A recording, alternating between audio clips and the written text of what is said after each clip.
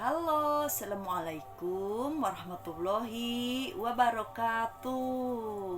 Jumpa dengan saya lagi, Neng Eva. Apa kabar sahabat-sahabatku semuanya hari ini? Semoga sehat selalu dan dalam lindungan Allah Subhanahu wa Ta'ala. Dan semoga kita semua berada dalam ridhonya. Amin ya Robbal Alamin. Hari ini hari Senin ya, hari Senin.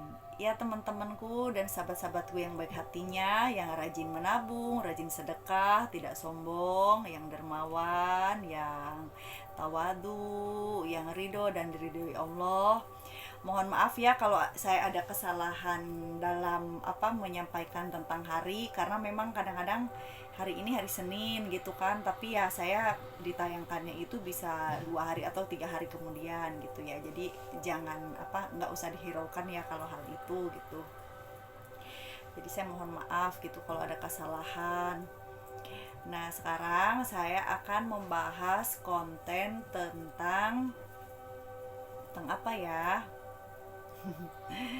kadang bingung gitu, banyakan judul, kadang-kadang lupa, udah dipikirin ini ternyata yang diingat sekarang itu gitu kan. Harap maklum ya, kita ngebahas tentang ini aja ya, makna syukur, tapi lebih ke spiritualitasnya ya, bahwa ayat Allah itu kan ada di Al-Quran tentang surat Ibrahim ya, kalau nggak salah ayat 7 ya. Bismillahirrahmanirrahim gitu kan. Barang siapa yang bersyukur, maka Allah akan menambahkan nikmat gitu kan. Dan barang siapa yang kufur atau tidak bersyukur, maka sesungguhnya azab Allah itu sangatlah pedih. Nah, dari ayat ini kita bisa menyimpulkan bahwa semakin kita bersyukur, semakin kita menerima kenyataan lalu mensyukurinya, maka nikmat itu kan akan bertambah dan kita akan merasakan kebahagiaan kan, karena efek rasa syukur itu. Tapi kalau kita misalkan kufur nikmat itu mengingkari nikmat atau tidak berterima kasih kepada orang, kepada diri kita atau kepada Allah atau terhadap apapun, kita tidak berterima kasih, tidak bersyukur, bahkan mengingkarinya atau yang disebut dengan kufur nikmat, maka Allah itu sesungguhnya azabnya sangatlah pedih gitu kan, atau sangat keras siksaannya. Nah, contoh kecil siksaan Allah amat keras ketika di dunia itu adalah siksa batin. Nah, ini yang berhubungan dengan spiritualitas ya. Bahwa siksa batin ini tentu kita semua pernah merasakan ya, ketika kita merasakan kesakitan yang dibarengi dengan kekufuran. Artinya kita tidak menyadari bahwa yang mendatangkan musibah atau yang mendatangkan rezeki, yang mendatangkan ujian, mendatangkan permasalahan, mendatangkan kemaksiatan, mendatangkan rezeki atau apapun itu, bahwa itu adalah semuanya datangnya dari Allah Subhanahu wa Ta'ala. Namun apa yang terjadi jika kita mengingkarinya, maka semakin kita mengingkari atau mengkufuri nikmat tersebut atau ujian atau musibah tersebut, maka hati kita akan merasakan kesempitan, kesengsaraan ya kan, atau dengan kata lain siksa batin.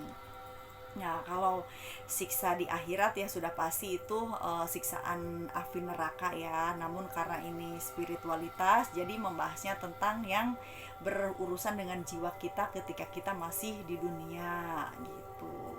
Contohnya ya, seseorang tersakiti ataupun disakiti oleh orang lain gitu kan. Secara psikologis, kita disakiti itu adalah hal yang wajar, kita merasakan kesakitan karena kita punya perasaan, punya hati, tanda rasa kita punya hati, maka rasa sakit hati itu timbul.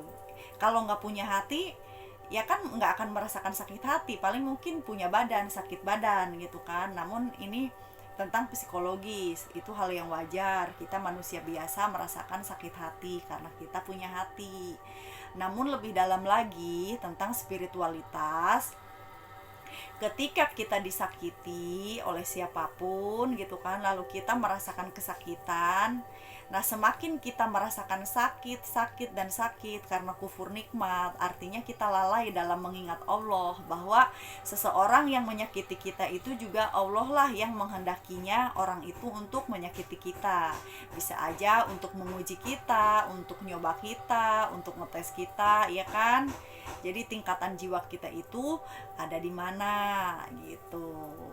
Semakin kita sakit hati, semakin tersiksa batinnya, sempit, gelap, ya kan? Jiwanya ternoda bahkan berkarat gitu.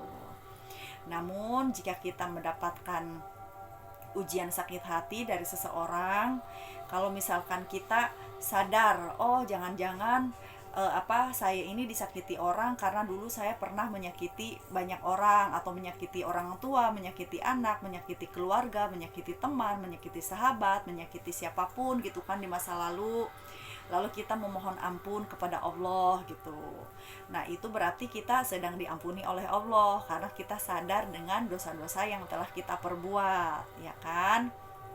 Nah, lalu ada lagi sikap kita atau sifat kita, sifat kejiwaan ya maksudnya, ketika kita disakiti atau diperlakukan buruk oleh orang lain, namun kita sadar sesadar-sadarnya bahwa yang terjadi itulah yang sudah menjadi bagian kita dan kita menerimanya, lalu kita mensyukurinya.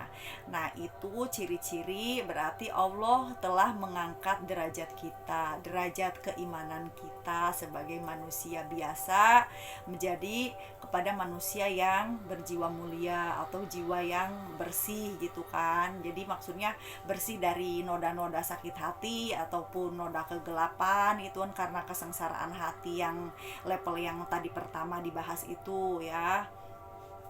Jadi intinya semakin kita mengkufuri nikmat, semakin akan tersiksa batin kita. Nah, berarti itu bentuk siksaan atau siksa batin. Ya berarti emang disiksa batinnya sama Allah sebelum kita menyadari kalau ada perbuatan-perbuatan kita di masa lalu itu mungkin pernah menyakiti orang lain, baik sengaja atau tidak sengaja. Tapi kalau misalnya kita sadar, kita mohon ampun kepada Allah, berarti Allah mengampuni dosa kita, ya kan? Itu yang poin kedua. Dan yang ketiga, semakin kita misalkan disakiti sama orang lain, diperlakukan buruk, dikatain buruk, dihina-hina misalkan ya, itu kan memang wajar sakit hati. Namun segera kita kembalikan kepada Allah, kita sadar sesadar-sadarnya bahwa yang mengirimkan orang yang menyakiti kita pun itu datangnya dari Allah gitu. Tanpa kehendak Allah, tanpa takdir Allah, mana mungkin orang itu bisa berbuat seperti itu kepada kita. Nah, jadi kan kalau kita sadar, kita lapang batinnya kan, tidak tersiksa lagi gitu. Jadi lapang dan kita merasakan kesyukuran, alhamdulillah gitu kan. Saya masih ada yang menghina, berarti itu buat bahan cerminan saya untuk lebih baik lagi ke depannya gitu. Jadi hinaan atau kesakitan tersebut itu kita hadapinya itu dengan lapang dada. Nah, itu berarti kita artinya kan bersyukur. Nah, berarti kita itu diangkat derajatnya oleh Allah dari makom kufur ke makom syukur, bahkan mungkin makom sabar, ya kan? Karena sudah bisa menerima dan mensyukurinya gitu kan, kita ikhlas menerimanya, dan kita pun bisa digolongkan termasuk orang yang sabar pula karena kelapangan hati kita itu telah menerima gitu kan. Jadi syukurnya dapat, sabarnya dapat. Nah, makanya kenapa dalam ayat tersebut barang siapa bersyukur maka Allah akan menambahkan nikmat atas kalian. Nah, maksudnya itu nikmat syukur ditambah nikmat ikhlas, nikmat lapang dada, dan juga nikmat sabar. Jadi berganda ya, nikmatnya itu berganda gitu loh. Jadi kita mendapatkan ibadah batinnya itu bertambah berlipat-lipat gitu. Tidak hanya syukur yang kita dapatkan, ikhlas kita dapatkan, qanaah kita dapatkan, ya kan, sabar pun kita dapatkan. Dan kalau kita istiqomah seterusnya bisa seperti itu bukan tidak mungkin. Ibadah ridho pun kita dapatkan, maka kita pun diridhoi Allah subhanahu wa ta'ala. Nah, jadi syukur itu sangat luas ya, nikmat syukur itu sangat luas, makin bertambah, dan makin bertambah. Begitupun juga sebaliknya, kalau kufur nikmat, maka akan semakin sempit hati, sempit jiwa, gelap, ternoda, tersiksa, terhimpit, ya kan? Jadi bertambah. Nah, maka ada di manakah posisi kita? Hanya kita yang bisa menyembuhkannya.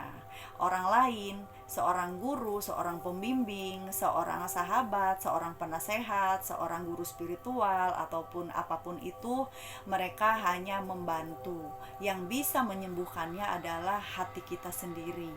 Apakah kita mengizinkan hati kita untuk menyembuhkan jiwa, menyembuhkan kita dari penyakit batin? Jawabannya ada di dalam hati masing-masing. Dan tentunya semua itu tidak lepas dari qada dan qadarnya Allah Subhanahu wa taala. Ya. Cukup sekian, semoga bisa difahami, ambil baiknya dan buang buruknya. Dan mohon maaf kalau ada kesalahan dan kekurangan dalam menyampaikannya. Saya hanya manusia biasa yang belajar dan terus belajar. Minal aidin wal faidin, mohon maaf lahir dan batin. Wassalamualaikum warahmatullahi wabarakatuh.